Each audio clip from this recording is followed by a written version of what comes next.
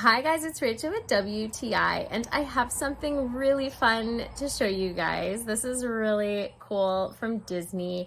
This is the Moana necklace that has a glowing Heart of Te Fiti in it. So this is super fun for kids.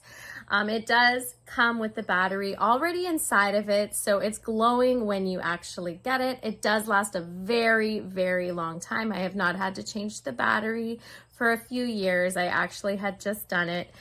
This is really easy for kids. It does have a clip that you can take this piece off on the bottom as well so that they can play with it. The necklace is a really strong plastic tube for kids, so they're not gonna break it. They're able to take it off and put it on themselves. It made it really easy so that they're able to figure it out. You just have to show them as well. And I love the detail on this. It looks just like from the movie, so it's super fun to play with.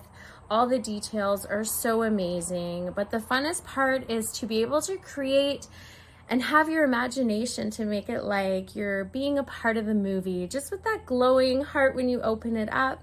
So your kids are gonna have a lot of fun if they're dressing up or playing, or you can just wear it whenever you want and have it on you. It is a necklace and it's absolutely beautiful, and that's just my point of view.